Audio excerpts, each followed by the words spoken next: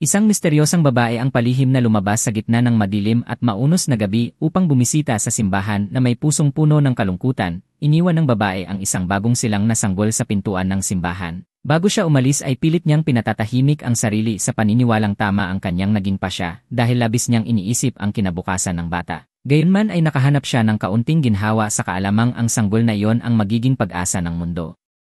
Lumipat ang kwento sa nakaraan at itinakda makalipas ang ilang taon matapos ang pangyayaring iyon, sa isang makabagong estasyon ng tren na kilala natin si Saikudo, isang masigla at masigasig na binata na unang beses bumisita sa kabisera ng bansa. Malinaw na agad siyang nabahala nang mapansin ang nagmamadaling pamumuhay ng mga tao sa kabisera. Sa loob lamang ng ilang segundo ay nilampasan siya ng isang babae na tumatakbo ng buong bilis sa istasyon. Ngunit sa gitna ng kaguluhan ay huminto si Sai upang tulungan ang isang matandang babae. Malinaw na ito ay nagdulot ng pagkailang sa matanda dahil bihira nang makatagpo ng mga taong maaalalahanin sa ganitong panahon. At para bang hindi pa yon sapat ay hindi napansin ni Sai ang pagkailang ng matanda at sinubukan pa rin niyang tulungan ito kahit paulit-ulit sabihin ng matanda na hindi na niya kailangan ng tulong. Ang babae na ilang sandali lamang ang nakalipas ay tumakbo at nilampasan si Sai ay biglang lumitaw at marahas na tinamaan ang binata. Matapos nito ay ibinunyag na ang babae ay si Hattori Junko, ang apo ng matandang babae. At dahil doon ay inakala niyang sinasamantala ni Sai ang kanyang lola.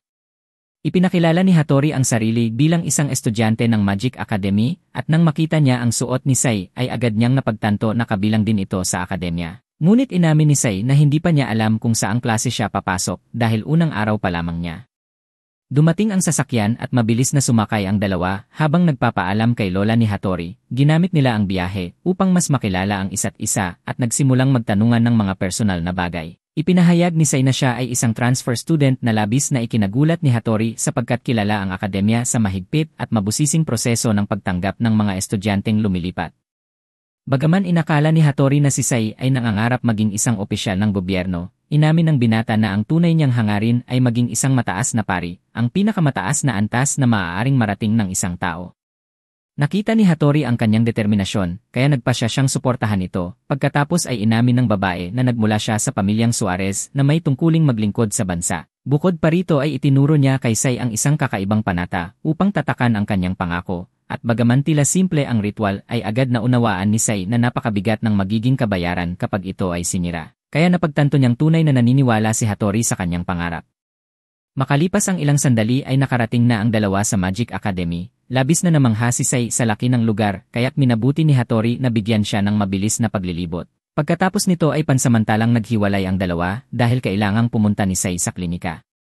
Pagdating doon ay sinalubong siya ni Tori, ang doktor na nangangasiwa sa kalusugan ng bawat bagong estudyante. Ipinaliwanag ng babae na si Yada, isang artipisyal na espiritu, ay may kakayahang agad matukoy ang kalagayan ng mga estudyante. Ngunit hindi lamang iyon dahil kaya rin itong hulaan ang magiging propesyon ng bawat isa.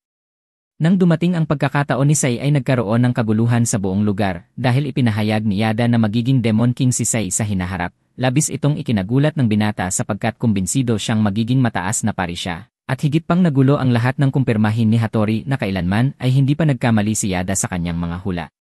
Ibinunyag ni Tori na 100 taon na ang nakalipas ay may isang lalaking nagdala ng mundo sa bingit ng pagkawasak dahil sa pambihira niyang kakayahang pamunuan ang mga demonyo. Sinubukan ni Sai na ipaliwanag kay Hattori na wala siyang balak maging Demon King ngunit napilitan ang babae na ipagbigay alam ito sa mga otoridad dahil nagimbal ang mga estudyante nang malaman ang tungkol sa kanya.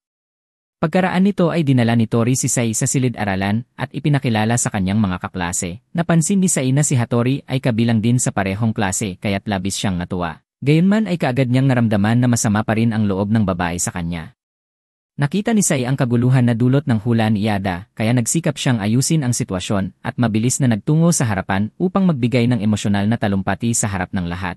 Bagaman na antig ang kanyang mga kaklase sa kanyang mga salita ay muling nabalot ng ingay ang klase ng ipaliwanag ng isa sa mga estudyante na ayon sa mga tala sa kasaysayan ay nagbigay din ng katulad na talumpati ang orihinal na Demon King 100 taon na ang nakalipas. Pagkatapos nito ay inihayag ni Tori ang halalan para sa mga kinatawan ng klase at sa lahat ng ikinagulat ay si Harushi ang nagmungkahi na si Sai ang tumakbo, dahilan upang mairita si Hattori. Sandaling nagmuni-muni si Sai at tuluyang tinanggihan ang alok. Nariniwala si Sai na ang ganoong bagay ay lalo lamang makasisira sa kanyang reputasyon. Sa katunayan ay gusto niyang magtrabaho sa departamento ng paglilinis dahil naniniwala siyang sa ganitong paraan ay magmumukha siyang mapagpakumbaba at malayo sa kapangyarihan. Gayunman ay sinabi ni Tori sa kanya na ang mga tagalinis ng paaralan ang pinakakakaiba at pinakamasalimuot sa lahat. Galit na galit si Hattori nang marinig iyon dahil pinipilit pa rin niyang maniwala sa mga sinabi ni Sai. Hinamon ng babae si Sai at pinaalalahanan siya tungkol sa panatang kanilang ginawa ilang oras pa lamang ang nakalilipas. Marahas niyang sinugod si Sai kaya't napilitan ang binata na linawin ang hindi pagkakaunawaan. Subalit nang subukan niyang ipaliwanag ng mahinahon ang nangyayari ay lalo pang nag-apoy sa galit si Hattori dahil inakala niyang nilalandi siya ni Sai sa harap ng lahat. Ginamit ng babae ang buong lakas niya upang atakihin ang binata na nagdulot ng napakalakas na alon ng enerhiya sa paligid. Isang kakaibang puwersa ang biglang nagprotekta kay Sai na siyang naging dahilan ng matinding kaguluhan sa buong paaralan. Kinagabihan ay hiniling ni Sai kay Hiroshi na samahan siya sa silid ni Hattori upang humingi ng tawad, subalit sa kasamaang palad ay hindi pa rin humupa ang galit ng babae kaya nagsimula siyang habulin si Sai sa buong kampus. Matapos silang tumakbo ng ilang minuto ay nakasalubong ni Sai ang isang misteryosong babae na sa kasamaang palad ay inakala ring may gusto siya rito kaya muling nag-away sina Hattori at ang babae. Dahil dito ay tuluyang nawalan ng kontrol ang sitwasyon at nauwi sa pagkasira ng buong lugar. Pagkatapos nito ay biglang lumitaw ang isang kakaibang babae na nagpakilalang si Kuron. Mabilis niyang ginamot ang mga sugat ni Hattori gamit ang mga kagamitang teknolohikal sapagkat siya ay isang android. Muling nagkamalay si Hattori at agad tumakbo palayo na labis na ikinabahala ni Sai. Pagkatapos nito ay dinala si Sai ni Tori sa opisina ng punong guro at ibinunyag na ang misyon ni Kuron ay bantayan siya ng malapitan. Bukod pa roon ay kaya rin ng cyber na babae na basahin at unawain ang emosyon at intensyon ni Sai. Dahil dito ay pinatawad siya ng direktor na sa kabila ng lahat ay lubos na mabait sa binata kahit pa siya ay itinadhana bilang magiging kalaban ng mundo.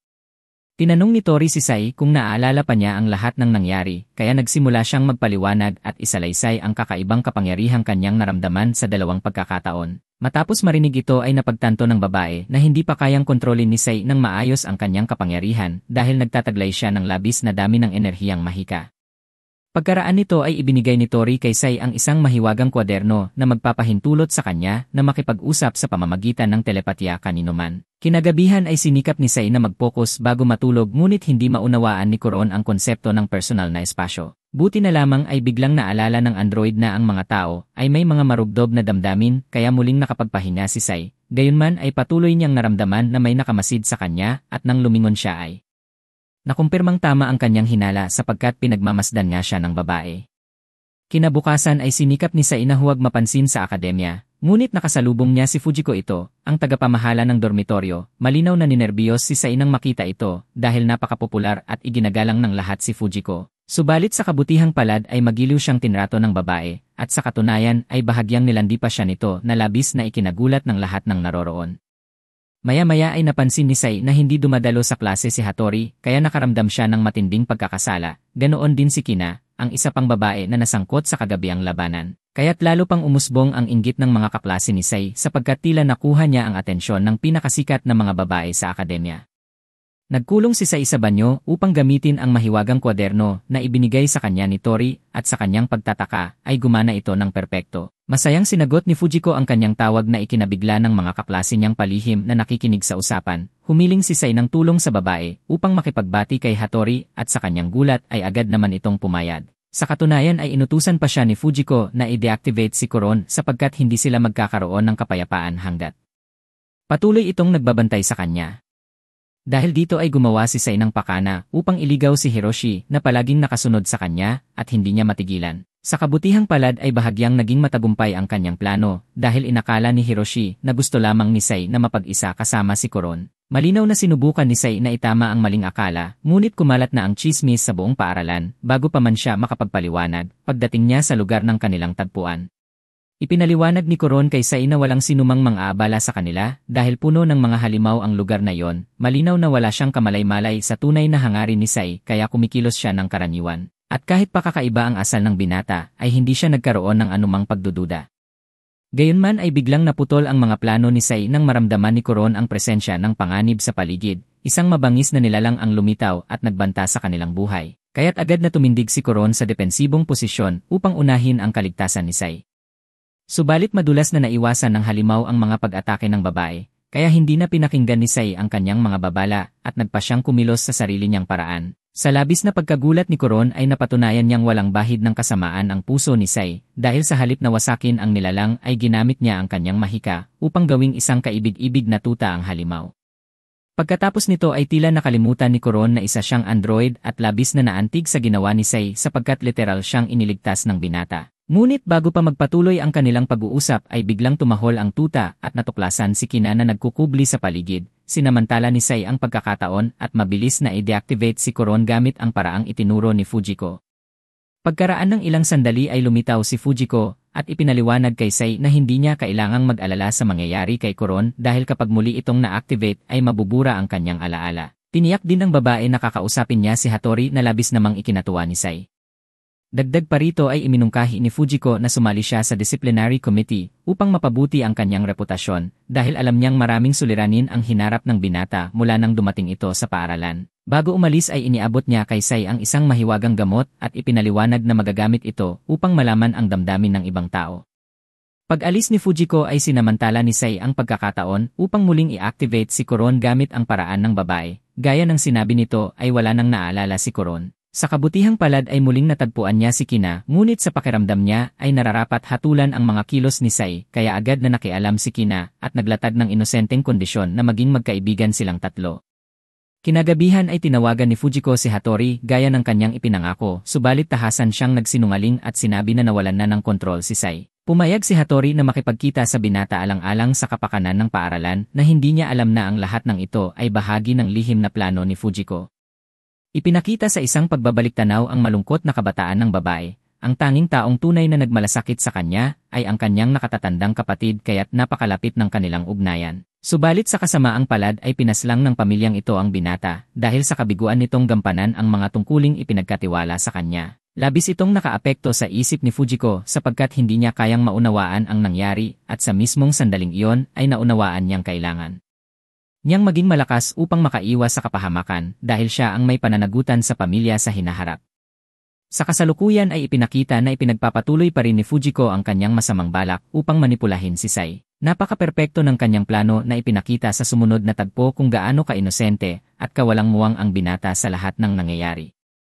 Ang batang itinalagang maging Demon King ay nagre-relax sa mainit na bukal kasama si Hiroshi, ngunit sinamantala ang pagkakataon upang alamin pa ang mga lihim ng paaralan. Ibinunyag ni Hiroshi na mayroong isang sekta ng mga estudyanteng nagsasagawa ng itim na mahika sa institusyon at ipinaliwanag din niya ang masamang ugnayan ng sekta kay Hattori sapagkat nakamit ng babae ang respeto ng lahat dahil sa kanyang tapang na labanan ang grupong iyon.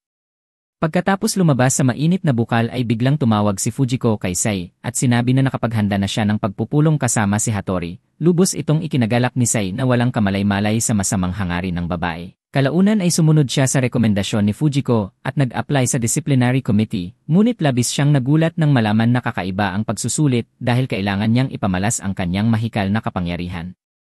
Lubos itong nakatawag ng pansin ng binata sapagkat pakiramdam niya ay hindi ito makatutulong upang mapabuti ang kanyang reputasyon. Sa katunayan ay inihanda ni Fujiko ang lahat ng ito upang maghasik ng takot sa loob ng paaralan. Habang nagaganap ang kaguluhan ay sinamantala ni Zack ang pagkakataon habang abala si Sai at tinangkang i-deactivate siya, ngunit bago pa niya maisakatuparan ang kanyang balak ay biglang lumitaw si Kina at pinigilan siya. Malinaw na labis na nailang at nabalisa si Sai sa kanyang nasaksihan. Naniniwala si Sai na si Kina ay palihim na nagmamanman sa kanya, ngunit agad niyang napagtanto na wala talagang alam ang babae sa nangyayari dahil ang totoo ay dumating lamang siya roon upang bisitahin si Sai. Kaya't nagsimulang magplano ang binata kung paano mapapaalis si Kina dahil ayaw niyang mahuli sa pagkikita nila ni Hattori. Sa kabutihang palad ay kusa ring umalis si Kina makalipas lamang ang ilang sandali dahil inakala niyang gusto ni Sai na mapag-isa kasama si Coron. Sa unang pagkakataon ay hindi na pinilit ni Sai na ipaliwanag na wala siyang pisikal na atraksyon sa mga android sapagkat tuluyan na niyang naunawaan na sa paningin ng lahat ay isa siyang Demon King. Kaya agad niyang sinamantala ang pagkakataon at hindi nagdalawang isip na i-deactivate si Coron. Matapos mawala si Kina at si Coron ay nagmamadali siyang nagtungo sa lugar ng pagkikita. Pagdating doon ay nakaramdam siya ng kaba dahil sobrang dilim at tahimik ng paligid. Ilang segundo pa lamang ay napatunayan na niya ang kanyang kutob nang biglang lusubin siya ng isang misteryosong grupo ng mga bully. Agad siyang tinamaan ng malakas na suntok at nawalan ng malay kaya't pinagtawanan siya ng mga ito. Subalit hindi nagtagal ay napalitan ng takot ang kanilang halakhak nang malaman nilang nagpapanggap lamang si Sai. Ipinahayag ng binata na hindi nila siya kayang talunin, ngunit ibinunyag ng mga bully na bihag nila si Hiroshi. Gayunman ay hindi nagbago ang determinasyon ni Sei sapagkat natalo pa rin niya ang grupo nang hindi nasasaktan ang kanyang kaibigan. Ginamit niya ang labis na puwersa upang supilin ang mga ito kaya't nanginginig sila sa takot habang namamangha sa kapangyarihang taglay ng binata na hindi pa nila kailanman nasaksihan. Sa sandaling iyon ay natupad ang huling bahagi ng plano ni Fujiko sapagkat dumating si Hattori at nasilayan ang pangyayari. Sinikap ni Sei na ipaliwanag ang lahat subalit binalewala siya ng babae at itinuring siyang tunay na masama. Inakusahan siya nito ng paggamit sa disciplinary committee upang makapasok sa mga makapangyarihang lupon ng akademya at tinawag siyang isang mapaniil na nilalang. Labis na nasaktan si Hattori dahil pakiramdam niya ay ginamit siya ni Sei upang tuparin ang mga lihim nitong balak. Nang makita ni Sei na lubos ng abala sa galit ang babae, ay ginamit niya ang mahiwagang gamot na ibinigay ni Fujiko, ngunit hindi niya ito matagpuan. Lumikha si Hattori ng usok at sinamantala ang pagkakataon upang tumakas. Bago siya tuluyang umalis ay binalaan niya si Sei na darating ang araw na maghaharap silang muli. Mabilis na dinala ni Sei si Hiroshi sa kanyang silid at muling inaktiba si Kuron upang pagalingin ang mga sugat nito. Pagkatapos ay nakipagkita si Tori kay Sei at ipinaliwanag na si Hattori ay nagtitipon ng lahat ng estudyante upang lusubin siya, kaya't agad na naghanda ang binata. Kinabukasan ay ginamit ni Hattori ang isang broadcast alert upang ipatawag ang lahat ng mag-aaral, at nang dumating ang oras ay hinarap ni Sei ang isang napakalaking hukbo ng mga estudyante. Pinakiusapan niya si Hiroshi na lumikas habang gagawin niya ang lahat upang makatakas.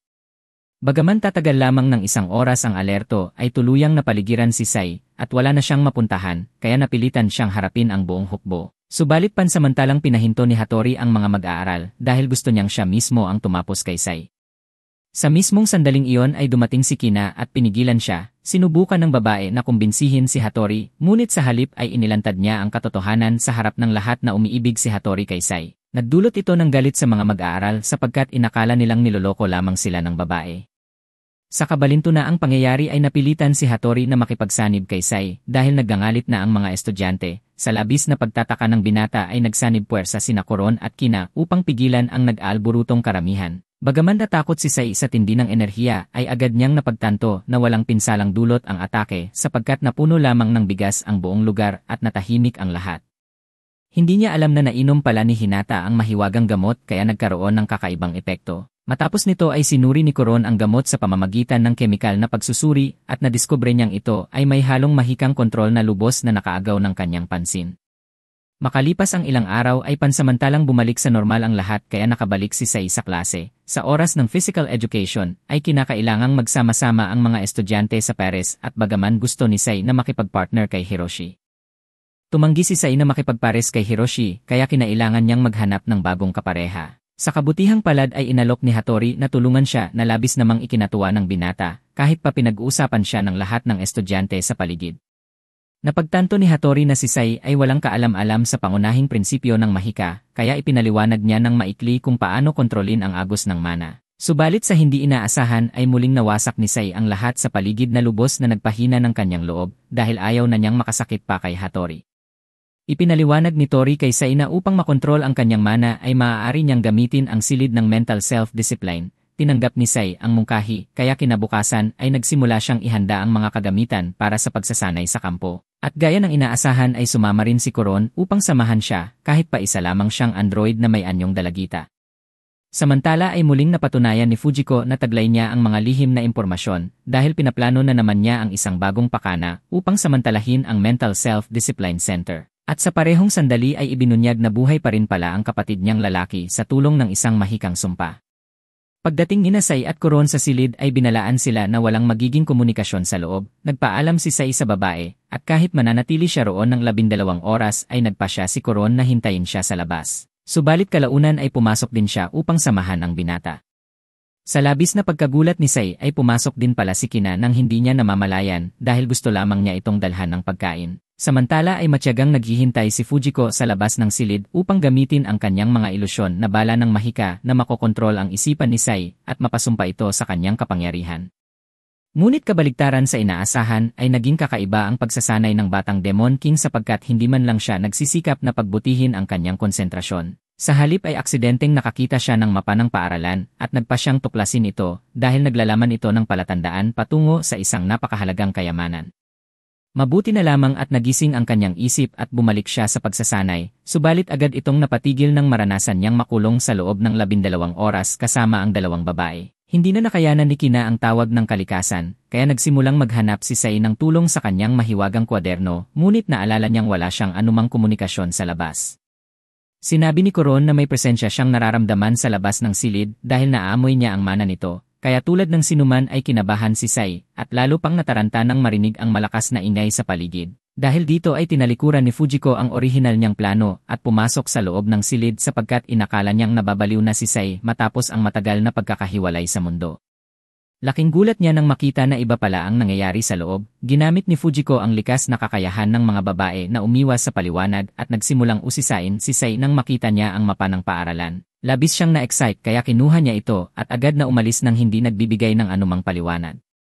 Pag-uwi niya ay agad niyang kinumpronta ang kanyang kapatid subalit sa kanyang pagkabigla ay hindi siya nito sinagot. Buong magdamag siyang nag-isip tungkol dito at maging kinabukasan ay iyon pa rin ang laman ng kanyang isipan dahil batid niyang hindi siya makapagsisinungaling habang nananatili ang sumpang bumubuhay sa kanyang kapatid. Biglang dumating ang isang misteryosong babae na nagpasimuno ng kakaibang enerhiya at pinaramdam kay Fujiko na alam nito ang kanyang mga lihim. Agad siyang natauhan, ngunit mabilis ding umalis ang babae. Pagkatapos nito ay napunta ang pansin ni Fujiko sa mga pasilyo ng paaralan sapagkat may nagpakalat ng kopya ng mapa sa lahat ng dako. Nakita rin ni Sai ang dagsa ng mga estudyanteng nagkukumpulan, kaya lumapit siya upang tignan. Agad siyang tinanong ni Fujiko at sinubukan niyang ipaliwanag na wala siyang kinalaman sa nangyari. Kahit hindi siya agad pinaniwalaan ng babae, ay napansin nitong nagsasabi ng totoo si Sai nang makita niyang mismong si Kina ang nagdidikit ng mga mapa sa mga pader.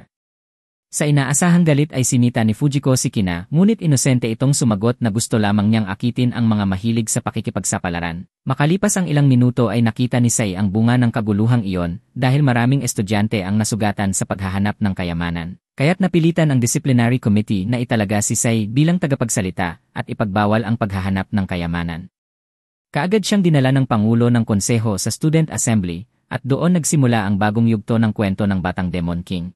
Mariing ipinahayag ni Sai ang mga bagong patakaran, ngunit nagsimulang sigawan at laitin siya ng mga estudyante dahil naniniwala silang nagsisinungaling lamang siya. Sa gitna ng kaguluhan ay laking gulat ng lahat ng isang babae na may berdeng buhok na nagdangalang Lush ang pumabor sa kanya at sinabi na dapat niyang hanapin mismo ang kayamanan upang mapatunayan kung gaano ito kadelikado. Nabigla si Fujiko nang makita muli ang berdeng buhok na babae na nagpakilala sa lahat bilang Teria. Kinabukasan ay ipinadala si Sai ng Pangulo ng komite sa misyong iyon, ngunit bago siya tumungo sa lugar ay ipinatawag muna siya ni Fujiko sa isang pulong. Pagdating ng binata ay muli siyang binigyan ng babae ng mahiwagang gamot na anyay makatutulong upang makontrol ang agos ng mana. Pagsapit ng gabi ay naghanda sina Sai, Hiroshi, at Coron para sa misyon, ngunit bigla silang binisita ni Teria na nagpa siyang sumama sa kanila at sinundan ang mapa. Pagdating nila sa isang nakatagong lugar ay natuklasan nilang puno ito ng mga lapida na tila naroon na sa loob ng mahabang panahon at may kaugnayan sa labang tinatawag na dakilang digmaan. Sinundan ni Sai ang mga palatandaan sa mapa kaya nagsimula siyang hanapin ang lapida ni Yamato, ang taga-disenyo ng mapa, at napansin niyang ang lugar ay parang pinangyarihan ng labanan kamakailan. Ilang sandali lamang ay napatunayan ang kanyang hinala nang bumalot sa paligid ang makapal na maitim na ulap na nagbigay ng babala sa grupo. Samantala ay biglang pumasok si Hattori sa silid ni Kina sa kalagitnaan ng gabi dahil gusto niyang hanapin si Sai. Sa halip na magalit ay ipinaliwanag ni Kina na nasa isang mapanganib na misyon si Sai kasama sina Hiroshi, Coron, at isang misteryosong babae na may berdeng buhok. Agad na naunawaan ni Hattori na ang tinutukoy ni Kina ay si Teria kaya't nagmadali siyang umalis. Sa kabilang banda ay sinalakay ng ulap ng dilim ang grupo at napilitang lumaban. Mabilis na natalo si Teria kaya ginamit ni Sai ang kasangkapan na ibinigay ni Fujiko upang tapusin ang panganib. Agad namang nawala ang ulap at ipinahayag ni Teria ang kanyang paghanga kay Sai. Sa katunayan ay nalaman nilang binubuo pala ito ng napakaraming paniki. Sa hindi inaasahan ay nadulas si Sai at nahulog sa lupa kung saan niya natagpuan ang lapida ni Yamato. Dali-dali niyang hinanap ang anumang pahiwatig at nakakita ng isang tape recorder na nagsimulang magsalita at magbigay sa kanya ng malinaw na mga tagubilin mula sa isang artipisyal na intelihensya. Habang nangyayari ito ay biglang sumugod si Kina sa silid ni Fujiko upang humingi ng tulong sa pagliligtas kay Sai. Mabilis itong pumayag si Fujiko upang ilihis ang pansin ng babae dahil natatakot siyang madiskubre ang presensya ng kanyang kapatid. Ngunit labis siyang nabigla nang marinig ni Kina ang buong pag-uusap nila at sa halip na husgahan siya ay piniling manahimik. Samantala ay tumatakbo si Hattori ng buong bilis patungo sa mga guho, ngunit sa kasamaang palad ay nahulog siya sa isang mahiwagang bitag. Sa kabilang dako ay narating ng grupo ni Sai ang kanilang destinasyon salamat sa mga direksyong nakasaad sa tape recorder. Pagpasok nila sa mga guho ay nakakita sila ng kakaibang silid na puno ng mga mahiwagang baluti na agad na gumalaw upang atakihin sila. Mabuti na lamang at malaki na ang ipinagbago ng kakayahan ni Sai sa pagkontrol ng kanyang mahika, kaya natalo niya ang mga ito ng walang hirap. Pagkatapos nito ay natagpuan ni Teria ang isang lumang cellphone at iniabot ito kay Sai na agad namang nadiskobring naglalaman ng eksaktong lokasyon ng kayamanan. Ginamit ni Coron ang pinakabagong teknolohiya upang hanapin ang daloy ng tubig at matagumpay silang nakarating sa isang mainit na bukal sa ilalim ng lupa. Kasunod nito ay dumating sina Fujiko at Kina at sumama sa grupo. Nakakita sila ng isang mahiwagang susi sa sahig at nagsimulang magpalitan ng mga hinuha. Ilang minuto lamang ay pinindot ni Fujiko ang susi at nagbukas ito ng isang mahiwagang bilog ng teleportasyon. Pagdating nila sa kabilang dako ay nagulat silang lahat sa katotohanang ang mga kasapi ng komite ang nagplano ng lahat ng hadlang upang mailantad ang tunay na layunin ni Sai dahil ang kayamanang tinutukoy sa mapa ay maaari lamang gamitin ng Demon King. Mabilis na tumakas si Fujiko at tumakbo patungo sa lokasyon ng kayamanan na nagdulot ng labis na tensyon sa grupo. Ginamit niyang muli ang susi at binuksan ang lugar kung saan nakatago ang kayamanan. Laking gulat ng lahat nang makita nilang ang tinatagong relikya ay isang tunay na dragon na minsang pagmamay-ari ng Demon King. Galit na galit ang dragon dahil ginising nila ito mula sa mahabang pagtulog kaya nagsimula itong magbanta kay Fujiko sapagkat tanging ang kahalili ng Demon King lamang ang may karapatang mag-utos sa kanya. Matapos nito ay ginamit ng dragon ang isang makapangyarihang katalista at nagsimulang maglabas ng walang kapantay na enerhiya. Ipinakita ng dragon ang isang alaala na labis na ikinagulat ni Fujiko sapagkat kabaligtaran ito ng lahat ng pinaniwalaan niya noon. Ang kanyang kapatid ay hindi isang duwag kundi isang tunay na bayani na literal na ibinuwis ang buhay upang protektahan ang akademya. Muling uminit ang laban ng mag-ipon ng napakalakas na atake ang dragon, ngunit mabilis na sumugod si Sai upang iligtas si Fujiko na lalo namang nagpaalab sa galit ng halimaw. Wala nang pagpipilian si Sai kundi labanan ito. Sa kabutihang palad ay nagsimulang igalang ng dragon ang binata at kalaunan ay kinilala siya bilang karapat-dapat na pinuno. Ipinahayag nitong handa siyang maglingkod kay Sai ngunit sa isang kondisyon. Dapat tanggapin ng binata na siya ang Demon King, kaya matapos nito ay opisyal na itinuring ng dragon si Sai bilang kanyang Panginoon. Makalipas ang ilang araw ay nakatanggap si Coron ng utos mula sa mga nakatataas na kailangan niyang ibunyag ang tunay na pagkatao ni Sai. Iminungkahi ng babae na tuksuhin niya ang batang Demon King dahil kilala itong napakahina pagdating sa mga babae, at gaya ng inaasahan ay inaprubahan ng mga nakatataas ang kanyang plano. Lumipat ang grupo sa tabing dagat upang ipagpatuloy ang klase sapagkat sa hindi maipaliwanag na dahilan ay isinasagawa ng paaralan ang mga klase sa baybayin tuwing tag-init. Nakita ni Coron ang perpektong pagkakataon upang isagawa ang kanyang plano na labis namang ikinapula ng mukha ni Sai. Nagsimula siyang alalahanin ang lahat ng mga nangyari nitong mga nakaraang araw kaya muling itinakda ng kwento ang mga pangyayari sa nakaraan.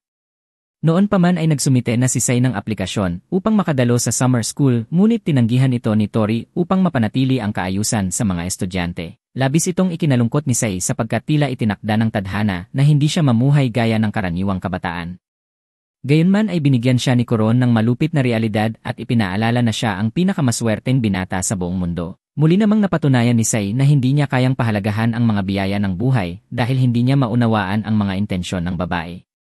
Sa kabila ng pagiging android ay napatunayan ni Coron na isa siyang perpektong kasama sapagkat nagawa niyang mapasali si Sai sa summer school sa kondisyong siya mismo ang magbabantay dito. Maging ganoon pa man ay naging tapat ang binata at sinabing kakaunti lamang ang nakikita niyang pagiging tao kay Coron lalo na kapag ito ay naglalandi. Nakakagulat sapagkat sa sandaling iyon ay kumilos si Coron na parabang isa siyang ganap na tao. Kinabukasan ay bigla niyang ginising si Sai at nagsimulang obserbahan ang lahat ng kilos nito ngunit hindi pa rin niya magawang tuksuhin ang binata sa halatang dahilan. Dahil dito ay ginamit ni Coron ang lihim na sandata ng mga babae. Ang kaakit-akit na galit na agad namang nakaapekto kay Sai kaya't humingi siya ng paumanhin at inamin na may pisikal siyang atraksyon sa kanya. Dahil dito ay nagpasya siyang humingi ng payo sa kanyang dragon. Gayunman ay muling napigilan ang kanyang plano dahil naroon na sina Kina at Coron na naghihintay sa kanya. Kaya't muling napatunayan ni Sai na hindi niya alam kung paano pahalagahan ang mga pagkakataon ng buhay habang si Coron ay tahasang nagpapahiwatig ng pagnanasa sa kanya sa pinakaliteral na paraan. Sa kasalukuyan ay nakipagkita si Sai kay Hattori upang pag-usapan ang kakaibang pag-ugali ng babae mula nang dumating sila sa tabing dagat. Gaya ng dati ay muli niyang ipinakita ang kanyang kabaitan at humingi ng tawad kay Hattori. Inamin ng babae na labis niyang namimiss ang mga sandaling magkasama sila dahil palagi na lamang abala si Sai sa paglutas ng mga problema.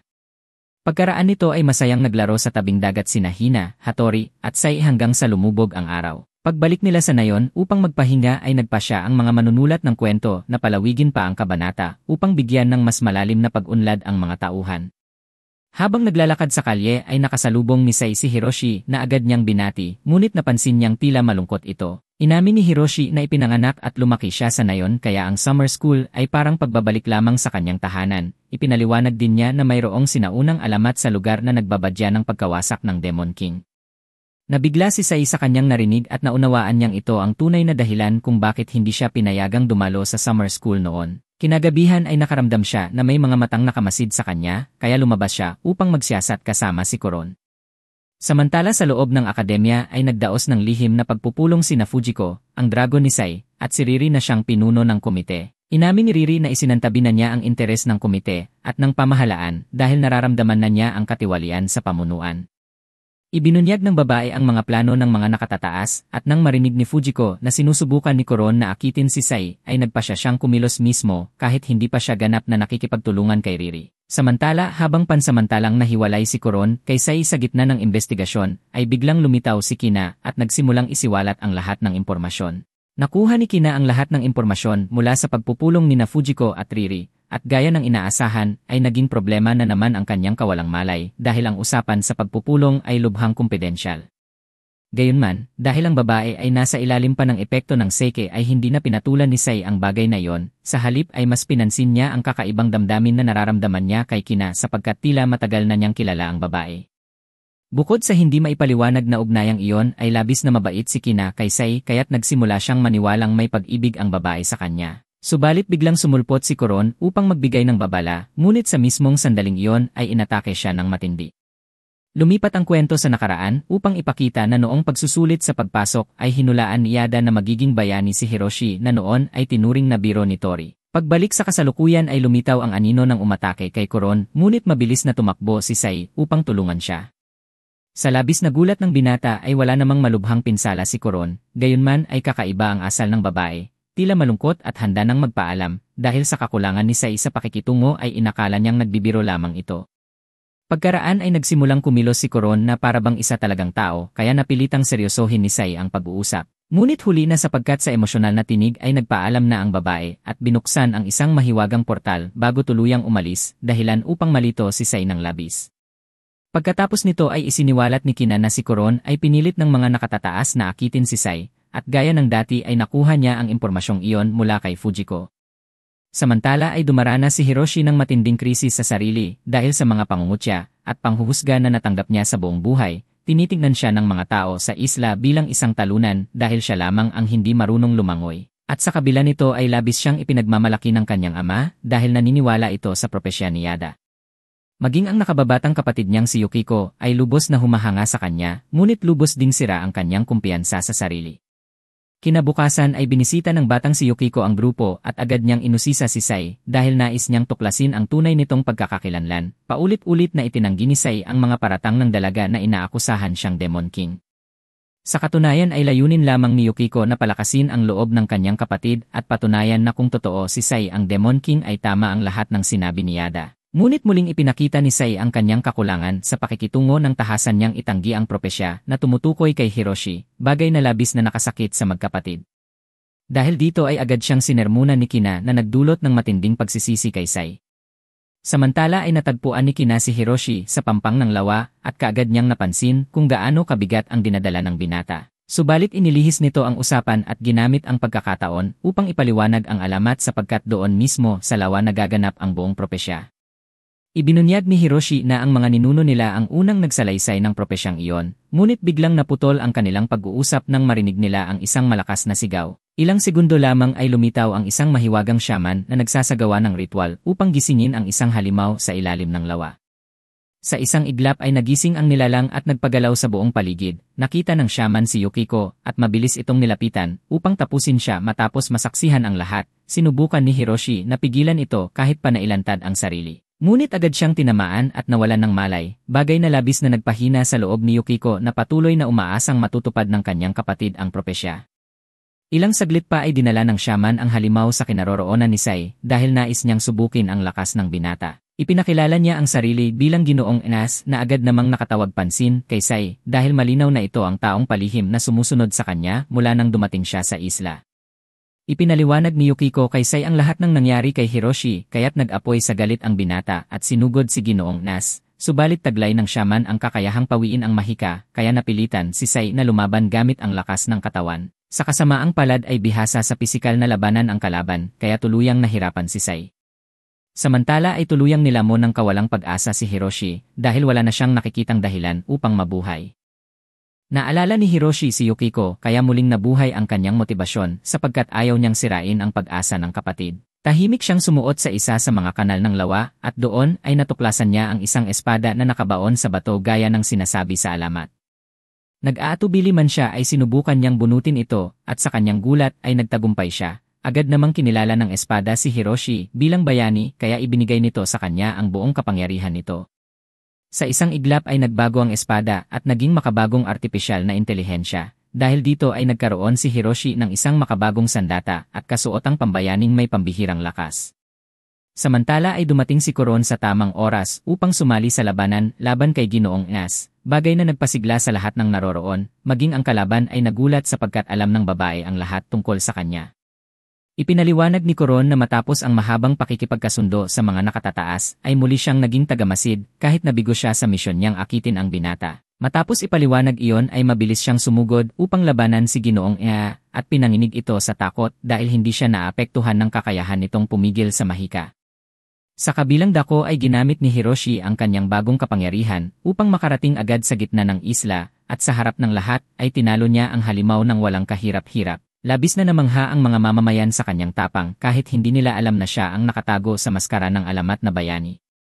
Pagkatapos nito ay sinubukan niyang hanapin si Ginoong Ea, ngunit pinigilan siya ni Sai, at sa halip na ipagmalaki ang tagumpay ay gumawa si Hiroshi ng dahilan upang hindi matuklasan ng iba ang kanyang tunay na pagkakakilanlan. Ipinakita sa isang pagbabalik-tanaw na matagal nang magkakilala sina Kina at Sai noong pagkabata pa lamang nila, pareho silang iniwan sa parehong simbahan at lumaki sa isang komunidad ng mga ulila. Maging ang palamuti sa buhok ni Kina ay regalo ni Sai noon pa. Napatunayan ito agad sapagkat sa kasalukuyan ay natanto nilang pareho silang nagkaroon ng magkatulad na kabataan. Inamin ni Sai na hindi niya alam ang kanyang petsa ng kapanganakan, kaya ipinagdiriwang niya ito tuwing ika-25 ng Disyembre dahil iyon ang araw na iniwan siya sa simbahan. Ikinumpisal ni Kina na lumaki rin siya sa simbahan, kaya nagsimulang maghinala si Sai na siya ang batang madalas niyang makasama noon, ngunit itinanggi ito ni Kina sapagkat wala siyang maalalang ganoon. Samantala ay napatunayan ni Fujiko na isa pa rin siyang hakbang na mas maaga kaysa sa iba dahil napansin niyang ang nangyari sa tabing dagat ay nagdulot ng kakaibang epekto. At tama nga ang kanyang teorya sapagkat lumitaw na naman ang mga bagong halimaw. Ipinaliwanag niya ito sa usapan nila ng dragon at makalipas lamang ang ilang sandali ay nakumpirma ito dahil nakita ni Sai at Hiroshi sa telebisyon na napupuno ng mga halimaw ang lungsod. Lihim namang nakikipaglaban si Hiroshi upang supilin ang mga ito. Naalala ni Sai na pumasok siya sa akademya upang maging isang mataas na pari na magpapabuti sa mundo, ngunit ayon sa kasaysayan ay ang Demon King 100 taon na ang nakalipas ay nagsalita ng parehong mga salita. Kaya kung siya nga ang magiging Demon King ay kailangan niyang pigilan ang sarili. Makalipas ang ilang oras ay nakita niya si Kina na kumakain sa gitna ng oras ng klase kaya agad niya itong pinagsabihan. Dahil madalas itong lumiban sa klase ay sinubukan niyang kausapin, ngunit bago pa siya matapos ay ginamit ni Kina ang kanyang kapangyarihan upang maglaho at iniwan si Sai na nagsasalita mag-isa. Dahil dito ay sinubukan ni Kina na muli siyang lapitan na parang walang nangyari, ngunit hindi siya pinansin ni Sai at sinabing kailangang pumasok siya sa klase kung nais niyang manatiling magkaibigan sila. Gaya ng dati ay nagkaroon ng kabaligtarang resulta sapagkat lalo lamang nitong pinukaw ang selos at pagdududa ni Hattori. Lalong lumala ang sitwasyon dahil hindi napansin ni Sai ang nararamdaman ng babae, kaya humingi siya ng payo sa asul na buhok na babae, ngunit ito ay tahimik na umalis upang ipakita na nasasaktan siya sa ugnayan ni Sai at Kina. Samantala ay ipinakita na si Fujiko ay nagsasagawa ng mga bagong eksperimento gamit ang mga halimaw at nakakuha pa siya ng isang itlog upang subukang paamuin ito, ngunit kinuha ni Kina ang itlog nang hindi niya nalalaman.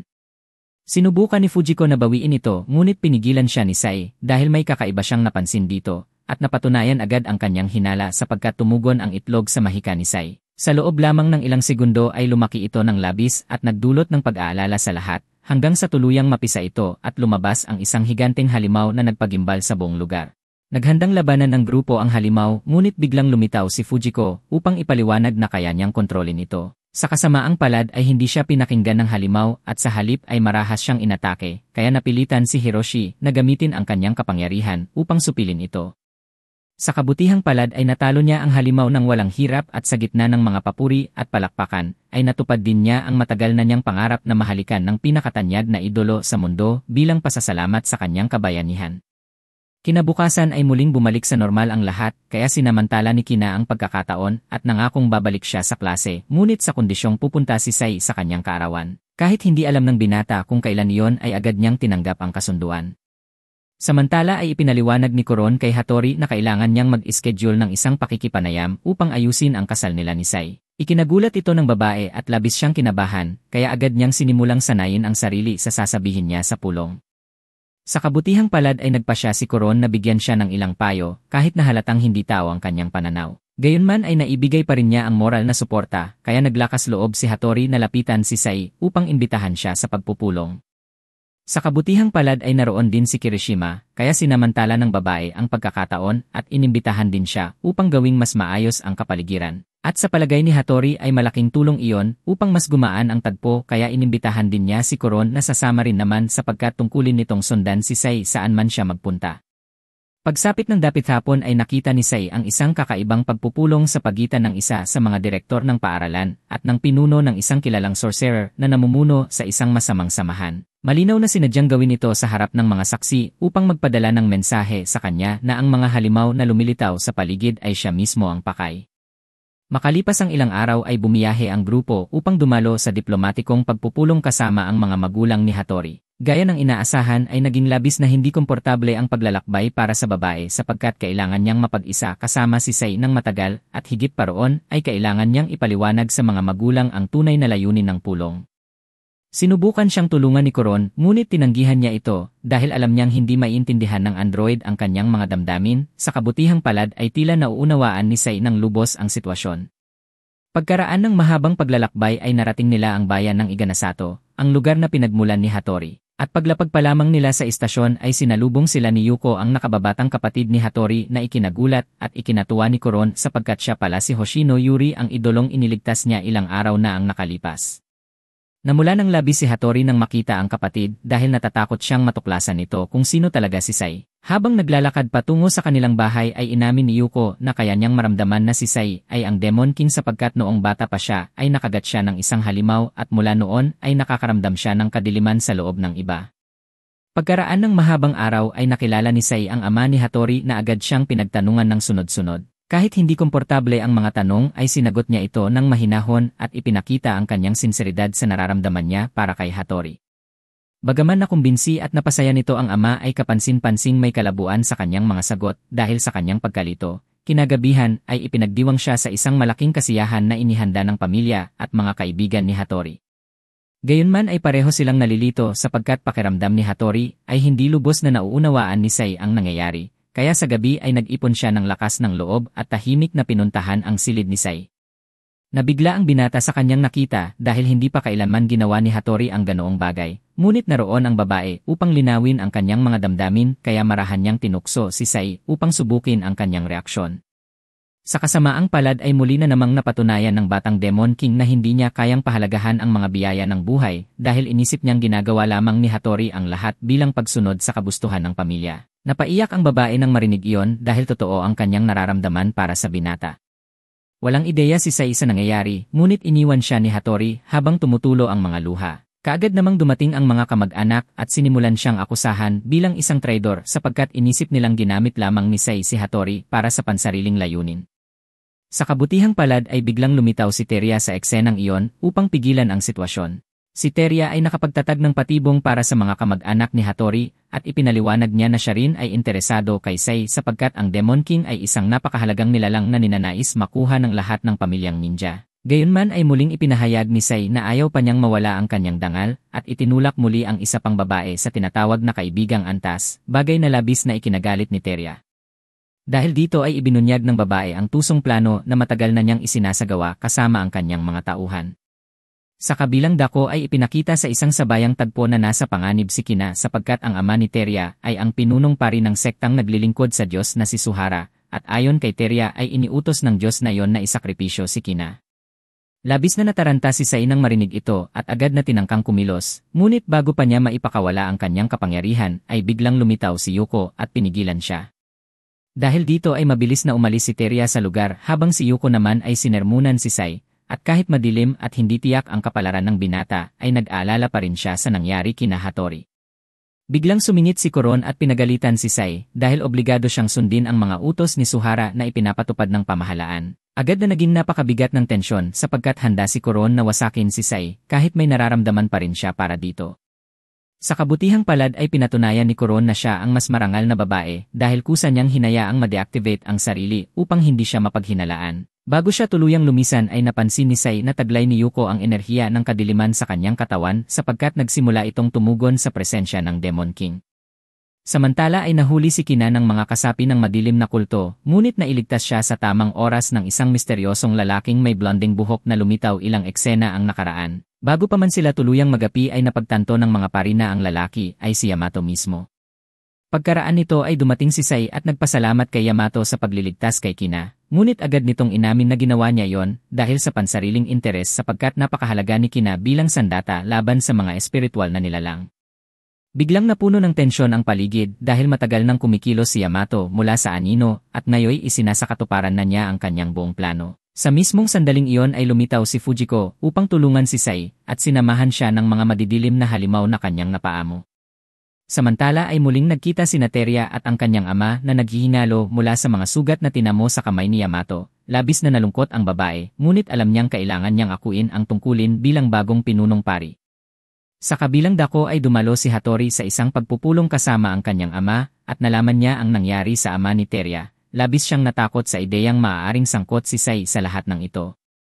Biglang lumitaw ang lola ni Hattori at ibinigay sa kanya ang isang sinaunang espada na pag-aari ng kanilang pamilya sa loob ng maraming henerasyon sapagkat nakatakda ang babae sa isang dakilang misyon. Ngunit ipinaalala ng matanda na dapat sundin ni Hattori ang kanyang sariling damdamin at huwag umasa sa itinakdang moralidad dahil kailanman ay hindi mauunawaan ng mga Diyos ang mga damdamin ng tao. Samantala sa gitna ng labanan ay patuloy na nagbabanggaan sina Sai at Yamato para sa kapalaran ng sangkatauhan, sa kasamaang palad ay labis na mas mataas ang antas ng kapangyarihan ni Yamato kaysa sa lahat ng estudyante sa akademya. Ngunit sa tamang sandali ay dumating si Fujiko at ginamit ang isa sa mga halimaw upang mailigtas si Sai sa trahedya. Mabilis na tumakbo sina Fujiko at Kina upang mailayo siya sa panganib ngunit gaya ng inaasahan ay agad silang sinundan ni Yamato dahil alam nitong kayang pagalingin ni Sai ang mga sugat niya at ayaw niyang bigyan ito ng pagkakataon. Mabilis na tumakbo ang mga babae upang makatakas ngunit sa kanilang gulat ay nasalubong nila ang direktor ng paaralan na humarang kay Yamato. At habang umaalis ang grupo sa larangan ng labanan, ay nakasalubong nila si Riri na walang pag-aalinlangang binalaan si Sai na kung sakaling saktan niya ang sangkatauhan ay siya mismo ang papatay dito. Kahit ilang ulit nang ipinaliwanag ni Sai na wala siyang masamang balak, ay hindi pa rin nawawala ang paghuhusga ng babae. Habang patuloy na nakataya sa digmaan sa ibang larangan, ay nagtipon naman sina Hattori at Teria kasama ang lahat ng ninja ng kanilang angkan upang ipaglaban ang natitirang pag-asa ng mundo. Naghahanda na ang dalawang angkan para sa huling labanan, at labis na nag-aalala si Hattori para sa kanyang kapatid sapagkat unti-unting lumalakas ang madilim na enerhiya sa loob ni Yuko. Biglang sumugod si Hiroshi sa gitna ng labanan upang balaan si Yuko tungkol sa panganib na nakapaligid sa kanya. Lubos itong ipinagpasalamat ng dalaga, ngunit nanatiling nag-aalala si Hiroshi para sa kanyang kaligtasan. Samantala ay bumaba si Sai sa ilalim ng akademya upang makipagkita sa kanyang tapat na dragon na si Peterhausen. At sa labis na gulat at tuwa ng nilalang ay mas ambisyoso pa ang mga plano ni Sai kaysa sa orihinal na Demon King dahil balak niyang wasakin mismo ang Diyos. Habang nangyayari ito ay naghahanda rin sa kabilang dako ang direktor at si Yamato para sa kanilang labanan, at sa mismong sandaling iyon ay lumabas mula sa kailaliman sina Sai at Peterhausen na nagdulot ng matinding takot sa mga mamamayan. Ganap na binalewala ni Sai ang kawalang malay ng mga inosente at diretsyo siyang nagtungo sa larangan ng digmaan, sinamantala naman ni Hattori ang pagkalito ng kanyang mga kasamahan at bigla siyang umatake. Tulad ng inaasahan ay walang epekto ang kanyang pag-atake sapagkat nasipsip na ni Sai ang napakalaking dami ng kapangyarihan ni Peterhausen. Namula si Hattori nang makita na hindi pa rin nagbago si Sai at maging sa gitna ng labanan ay nanatiling mabait ito sa kanya, humingi pa siya ng tawad dahil hindi niya lubos na naunawaan ang damdamin ng babae. Pagkatapos nito ay hinila ni Sai si Hattori palayo sa panganib bago siya muling nagtungo sa gitna ng labanan, subalit sa kanyang pagkabigla ay lumitaw si Brave at inatake si Peterhausen. Sa halip na magalit ay lalo pang na-excite ang dragon dahil hindi niya maramdaman ang presensya ng mahika kay Brave sapagkat teknolohikal at hindi mahikal ang pinagmumulan ng lakas nito. Sa kabilang dako ay palihim na pumasok sa akademya sina Hattori at Yuko upang labanan ang mga halimaw na naglilingkod sa Demon King ngunit sa kasamaang palad ay nakasalubong nila ang isang nakasusuklam na nilalang na tinatawag na robbers. Mabuti na lamang at dumating ang dalawang ninja upang tumulong ngunit labis na makapangyarihan ang kalaban. At kalaunan ay ibinunyag na si Robbers ay tauhan ni Teria at ng kanyang mga kapanalig. Samantala ay nagpasya si Sai na tapusin na ang labanan kay Brave sapagkat higit pa sa pisikal na tunggalian ay naging pilosopikal na ang kanilang laban. Ibinuka ni Peterhausen ang kanyang mga panga at inilagay si Brave sa mapanganib na sitwasyon. Alam ng bayani na malapit na ang kanyang wakas dahil hindi lamang siya malululo ng dragon kundi nakikita pa niyang nag-ipon ito ng bola ng mahikal na enerhiya. Ngunit tinuruan siya ng kanyang artipisyal na intelihensya na gamitin ang Demon Antiking Mode upang makaligtas at dahil dito ay nakatakas siya. Sa mismong sandaling iyon ay dumating ang isang napakalaking barkong pandigma na nagbalik ng pag-asa sa mga tao. Ang pangalan nito ay Black Crane at idinisenyo ito upang labanan ang Demon King. Agad nitong inatake ang kalaban ngunit natuklasan ni Peterhausen na taglay ng barko ang isang core ng mahikal na enerhiya kaya mabilis siyang gumanti. Matapos makubkob ang barko ay tinamaan niya ang makina nito ng isang nakamamatay na hampas. Sa loob ng barko ay labis ang pagkabigla ng mga piloto sapagkat isa pala sa kanila ay isang dumi na kinokontrol ni Tuve at siya mismo ang nagmamanipula ng lahat mula sa anino upang magdulot ng malaking sakuna. Sa hindi inaasahan ay naging matagumpay ang kanyang plano, kaya't labis na nag-alala si Hiroshi para sa kalagayan ni Sai at agad siyang tumakbo upang hanapin ito dahil kahit itinadhana silang magkalaban ay itinuturing pa rin niya itong kaibigan. Pagdating niya sa lugar ay nadatnan niyang magkasagupa si Yamato at ang direktor ng paaralan. Agad niyang napansin na nasa panganib ang matanda kaya mabilis siyang tumulong ngunit pinigilan siya nito at sinabing napakalakas ni Yamato. Ipinakiusap ng matanda na umalis siya ngunit tumanggi ang binata at piniling lumaban. Sa kasamaang palad ay biglang na-deactivate ang kanyang suit at nabunyag na si Yamato pala ang mismong lumikha ng artipisyal na intelihensyang nagpapatakbo kay Brave. Gayunpaman ay nagawa ni Hiroshi na kumbinsihin si Yamato na huwag siyang patayin dahil maaari siyang maging kapaki-pakinabang sa pagkatalo ni Sai sapagkat siya lamang ang marunong gumamit ng suit. Samantala ay patuloy na hinahabol ni Fujiko at kina ng isang nilalang na dating umatake kay Hattori kaya't nanatili silang alerto. Ngunit sa hindi inaasahang pagkakataon ay sumulpot si Ruri sa gitna ng labanan at ibinunyag na ang ama ni Teria ay napatay sa kamay ng isang babae. Dahilan upang magulo ang lahat dahil pinaniwala ni Teria ang lahat na si Sai ang pumatay dito. Dahil dito ay iniutos ni Teria na arestuhin si Ruri kaya naghanda ang mga ninja upang sugurin siya. Ngunit sa kabutihang palad ay dumating sa tamang oras ang mga kasama ni Ruri upang tulungan siya at sumali sa labanan. Ipinakita na nagsanib puwersa ang mga babae upang tulungan si Fujiko na protektahan si Kina. Sa gitna ng labanan ay nakaharap ni Fujiko si Yamato at labis siyang natigilan sapagkat nakakatakot ang presensya nito. Sa hindi inaasahan ay ginamit ni Yamato ang kanyang kapangyarihan upang ilagay si Kina sa isang mahika ng pagkahibang, dahilan upang magulat ang lahat dahil nag-iba ang ugali at kilos ng babae. Tulad ng inaasahan ay madaling nakataka si Yamato mula sa mga babae at binuhat niya si Kina bago maglaho sa pamamagitan ng teleportasyon patungo sa ibang lugar. Samantala ay muling nagtagpo sa larangan ng digmaan si Riri at Hattori, magkasalungat ang kanilang mga layunin kaya't hindi na maiiwasan ang labanan. Walang pag-aalinlangan si Hattori na harapin ang babae at nagbanta pa siyang ipadadala ang lahat ng kanyang hukbo kung kinakailangan. Batid ito ni Riri kaya nagpasya siyang harapin ang mga tauhan ni Hattori. Ngunit biglang sumingit si Tuve at ginamit ang kanyang mahikang mga manika upang talunin ang buong hukbo. Dahil dito ay napilitan si Hattori na labanan si Riri ng mag-isa, sa kasamaang palad ay labis ang kalamangan ng kalaban kaya mabilis siyang natalo, subalit sa gitna ng kaguluhan ay biglang lumitaw si Teria at ibinunyag na bihag niya si Yuko. Sa kabilang dako ay ipinakita na nakataka si Fujiko mula sa walang tigil na pagtugis ni Robbers dahil sa isang matalinong estratehiya. At sa kabutihang palad ay dumating si Brave sa eksena sa tamang oras upang iligtas si Yuko at si Hattori. Gayunman ay mabilis na nalaman na naroon lamang si Brave upang mailigtas si Yuko sapagkat pinipilit siya ni Yamato at wala siyang magawa kundi umalis agad matapos ang pagliligtas. Kasunod nito ay inalis ni Tube si Teria sa lugar upang mailayo ito sa panganib at siya mismo ay naghanda upang labanan ang mga babae. Ngunit sa mismong sandaling iyon ay dumating si Fujiko at inilagay si Tube sa alanganing sitwasyon. Sa hindi inaasahang pangyayari ay tinangkang patayin ni Riri si Tube, ngunit natuklasan niyang isa lamang itong manikang kontrolado mula sa malayo.